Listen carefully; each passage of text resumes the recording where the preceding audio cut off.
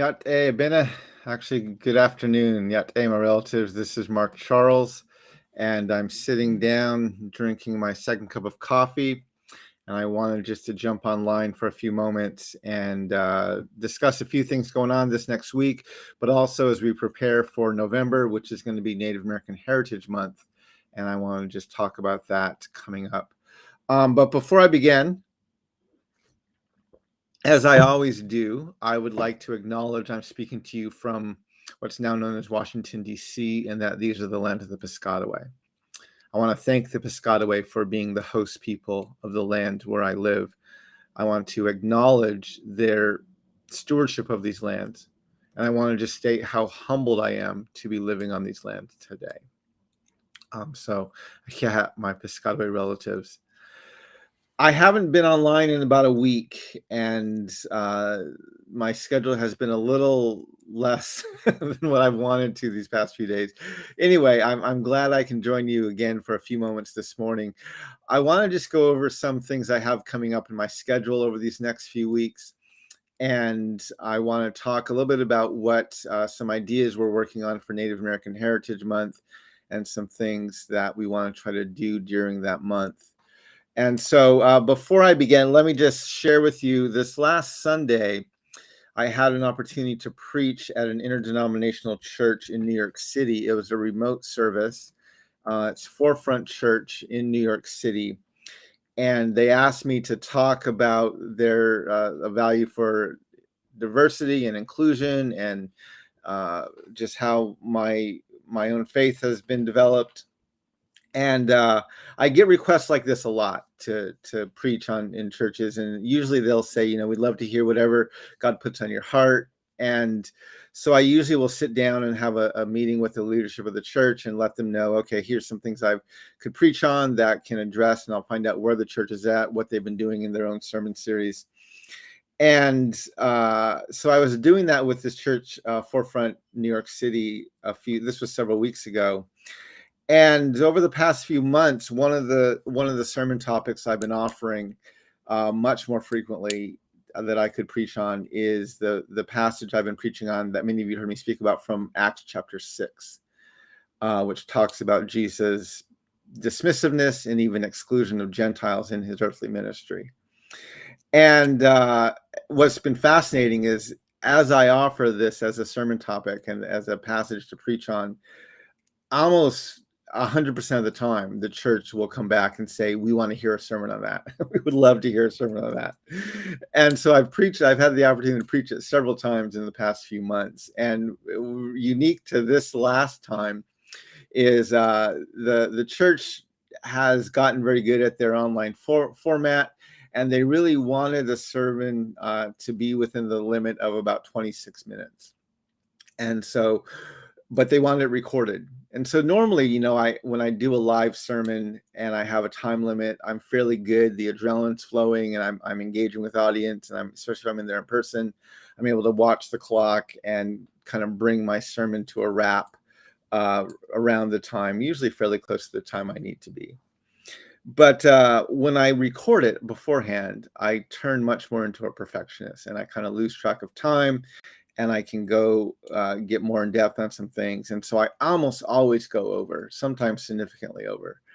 And so what was funny is I actually had to record this sermon. I had to do 5 takes of this sermon because I was trying to get it as close as I could to 26 minutes. I actually had around take 3, I think I got the sermon within 27 minutes, but the quality of the video was not nearly what I wanted. And so I had to re-record it. So it took 2 more tries after that. Anyway, what this meant is I got to preach the sermon 5 times and within about a 24-hour period. And so it really let me kind of work through some of the stuff and how to say it in a way that was much more succinct. And so I'm going to share that with you, a link to their YouTube channel and to the service I preached in. And I'm actually putting a bookmark in there right to where they read the passage, and then I preach the sermon about in the middle of their service. If you want to watch the whole service, you're welcome to. But if you want to hear my preaching on Acts chapter 6 and of Peter's interaction with Cornelius and really the Gentile, uncircumcised Gentile family to be brought into the church, I invite you to listen to it. I'm actually very pleased with how this sermon came across. And even though you've heard me talk about it in live streams and my second cup of coffee, and I've shared other sermons I preached on it before, this one seems to be much more succinct than the other one. So I welcome you to watch that if you like. It's on their YouTube channel. So one of the things that I'm doing right now is I've begun working with a friend who I've met in the past few years. We actually met during the campaign, and we've been strategizing and talking about what we can do to both kind of promote the book as well as the message around the doctrine of discovery, especially during our Native American Heritage Month, which is in November. And so we've been working on some things we can do to promote that. We've been working on some things we could do on the live streams and things like that. And so we're going to have a fairly intentional schedule throughout the month of October. Actually, this week and over the weekend, we're trying to nail down all the details of what we're going to try and do.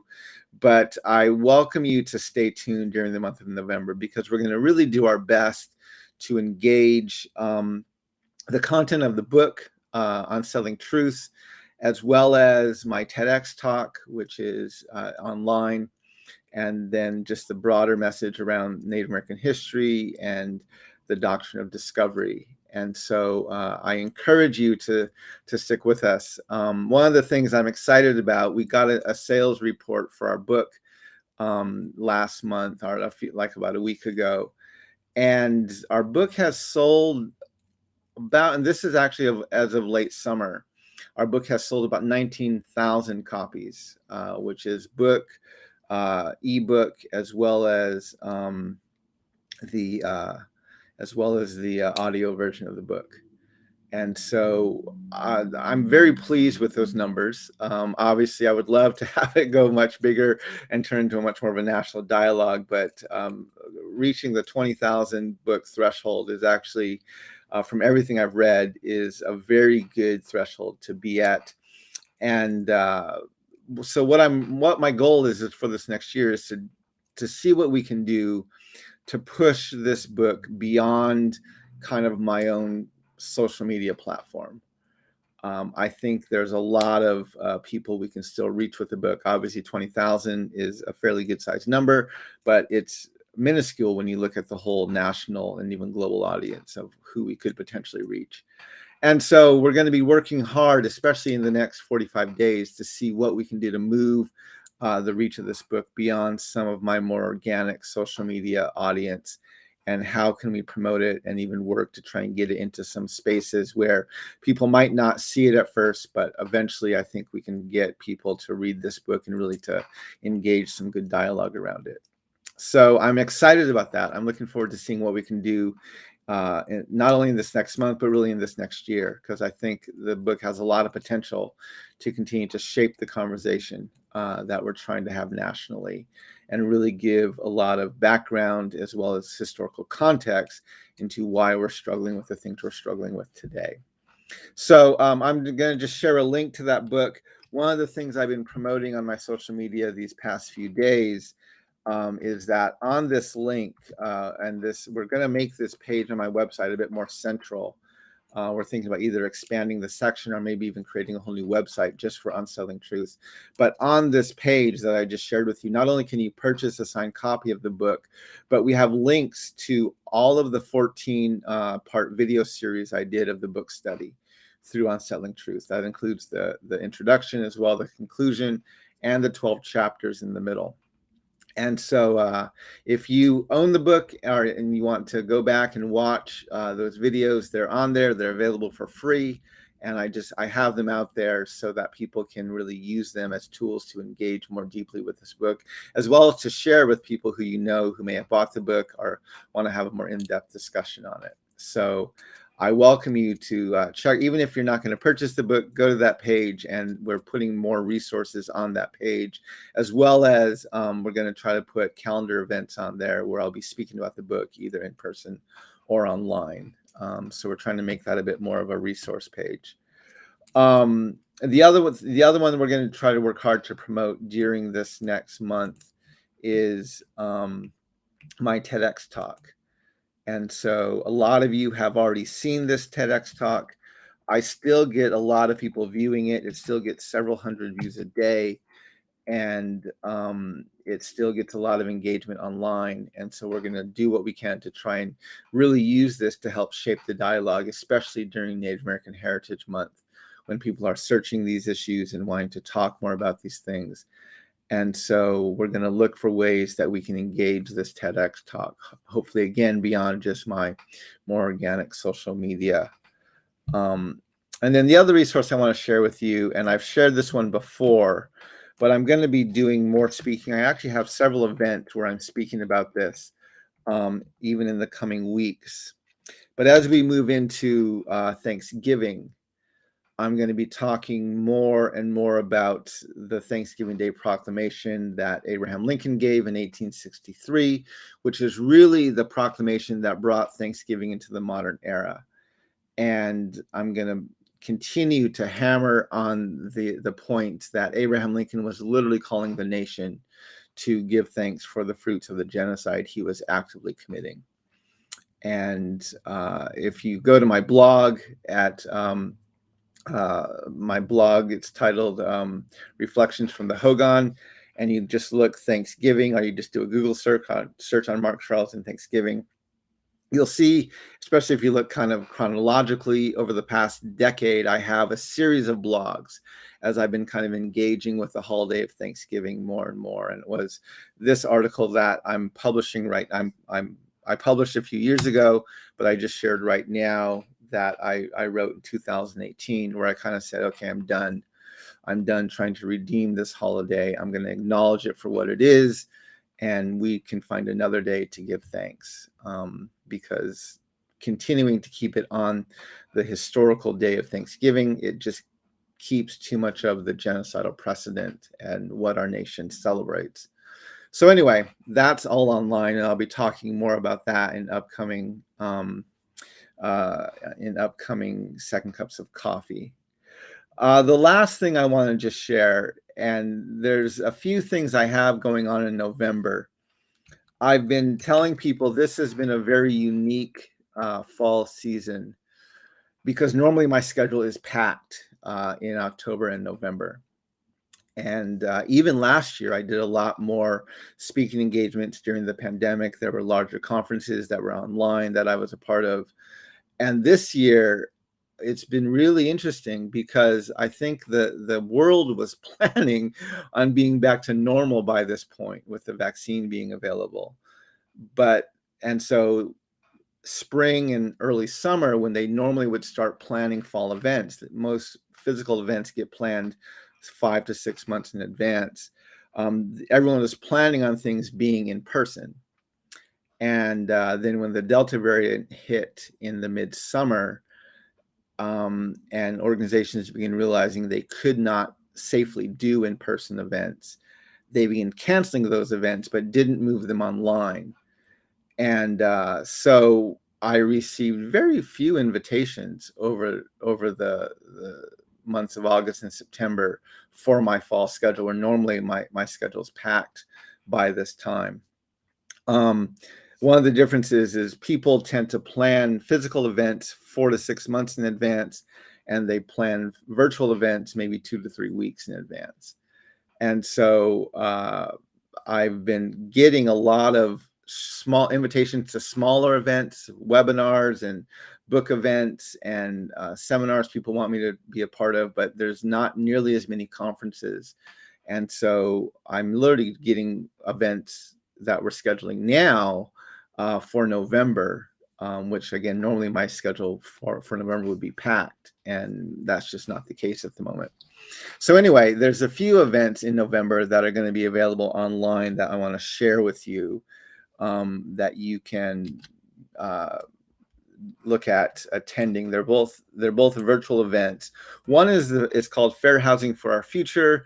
It's about laws and litigation. It's a laws and litigation conference, and it's looking at inequities and disparities through the fair housing lens. I've spoken at a conference organized by this group before, and let me put that into the comment section here. and they so appreciate what I did with them that they invited me back again this year. And so I'll be speaking on the first day of the conference. There's a schedule on this day. It's on November 2nd, and I'm talking about the doctrine of discovery and kind of the legal precedent for land titles. And so I'm going to be really going in depth. I'll probably talk more about the McGirt case, as well as some things that happened even during the pandemic that were challenging to our Indigenous communities around the country due to the disparities and inequalities that we see. The second event that I have coming up in November is a webinar series that I've been invited to be a part of. If you've been listening to me online, you'll know I was planning actually last month to be at an in-person event in Albuquerque, New Mexico, talking about white Christian nationalism. And that event got postponed, and it got moved from a physical event to a virtual event. And they have been playing with how to best organize this event. And they've decided to do it as a series of webinars going throughout the entire month of November. And so I'm going to share that link with you right now too. And it's in the comment section. It's a webinar series on confronting white Christian nationalism. And they have 3 webinars they're doing throughout the month of October. The first one is on November 4th, which is a webinar hosted by Sharon Harper. And I highly recommend that you sign up for that. She's a great speaker, and I think she's going to do a great job with this. The second one is on November 9th, and the speaker there is Ann Nelson. I have not met Ann yet, and so I'm not quite sure what she's going to be speaking about, but yeah, I invite you to check out her event, and that will be coming up on November 9th. And then I'll be the final speaker in this series, and I'll be talking on November 16th. And again, I'll be talking about the doctrine of discovery and white nationalism. And the way they have this is it looks like you can only sign up for one webinar at a time. And so the webinar, you can sign up today for the webinar hosted by Sharon Harper on November 4th, and for both the November 9th and the November 16th webinar, the one that I'm in, you'll be able to sign up later. I think the November 16th webinar registration opens up on November 10th. I'll be sharing this out through my social media, but this is an event I'm actually very excited about, and I hope that you're able to join. When it was going to be an in-person conference, it looked like they had a registration fee. And from what I've seen, they've taken that away now. I'm guessing they're not charging for the webinars. I saw nothing on there about a charge. I actually signed up myself for Lisa's webinar on November 4th, and I didn't see anything that asked me to pay, or there was no charge that I saw. So it looks like the organizers have taken away the charge for these events. But I'm not positive of that, but that's what I saw when I was on their website just a few minutes ago. So that's coming up in November as well. And I just wanted to give you some of what's going on with my upcoming schedule. And one of the things I'm going to be thinking a lot about during Native American Heritage Month is the issue of teaching this in our history classes, and the importance of covering these things, not as a special section to U.S. history, but as a part of U.S. history. I think there's a lot of ways that, because we center history recorded and written by white people more than we center the history and the narratives recorded and told by people of color, we get a very skewed perspective on our history. And I know that there are a lot of states. I just listened to an interview with Peggy Flanagan, who is the lieutenant governor in Minnesota, talking about educational issues in Minnesota. I know that yesterday, South Dakota had a conference dealing with what their governor has been doing to try and sterilize the telling of history in Minnesota or in South Dakota. And I know there's a lot, even in my own here in DC, where they're actually much better about teaching history a bit more accurately. But because the majority of the narrative on the East Coast is Black and white. And there's not nearly the emphasis that I think there needs to be on including Native history and Native cultures into the history curriculum. And so that's something I want to have much more discussion about during the month of November, during Native American Heritage Month. And I'm also open to having a lot more guests on with me during my second cup of coffee. That's one of the things we're thinking about doing for the format of this time. So if you have any suggestions of people who you think would be a great person to talk with during Native American Heritage Month, by all means, please reach out to me. If you go to my website at wirelesshogan.com, and I'll share this link with you right now, but if you go to my website, there's a contact me page, and I welcome you to reach out to us. Let me pull this up just a moment here, so that you can use that as well. Where did my contact me page go?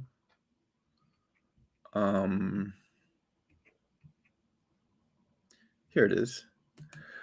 It's actually a request to speaker page, but it's a way that you can reach out to me and to my team, and the email will come in and get put onto our schedule. So I'm going to share this in the link right now. It's the speaker request form if you want to request me as a speaker, but you can also use that as a way to reach out to us. And so if you have a suggestion, either of a podcast that you think it would be good for me to be on, or if you have a suggestion of someone who I could invite to join me for a second cup of coffee sometime during the month of November, I invite you to share that with me. I'd love to see what we can do to broaden the dialogue over the next month or so. That's about all I had today to talk about. I just wanted to kind of catch you up on a few things and share with you some things going on in my upcoming schedule. I have been watching the things going on politically, and I've been trying to think how we need to reframe them, right? We have Donald Trump launching his own media platform. We have the billionaires enhancing their space race. We have the Democrats trimming their budget and really conceding a lot to Republicans, and even to just leaving out some of the things that are most important, especially regarding climate change and dealing with the inequities in our economy. And so there's a lot of things that are going on right now. There's also, if you've heard about the political unrest in Sudan, that's been happening, as well as what's been happening with the Taliban in Afghanistan. There's an ongoing civil war in Ethiopia that's really getting pretty bad.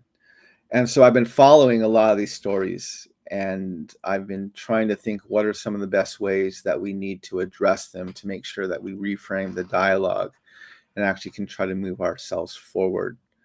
Also, you see Donald Trump is getting closer and closer to running again in 2024.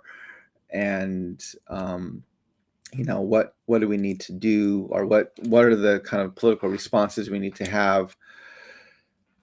So anyway, there's a lot going on in the nation, and I spend a significant time each day kind of keeping up with the news and trying to think, how do we need to reframe these things, and what do we need to address and focus on, without just only critiquing or offering a critique of these events, but how can we actually begin to work passionately and productively to change the conversation.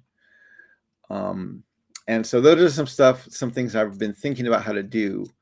And I want to have these conversations even over the next few weeks, but I haven't yet got to the point where I'm ready to kind of use them to reshape the dialogue yet. So those are some things I'm thinking about. Anyway, I hope that this has been a very good morning for you. I'm really enjoying having a bit more casual second cup of coffee. And I'm looking forward to the month we have coming up and the dialogues that we can have as we move into a Native American Heritage Month. So I can't have my relatives. Thank you for joining me this morning or this afternoon, depending on where you are. I hope that your day goes very well. And I look forward to having more dialogue as we move forward. So, hakone.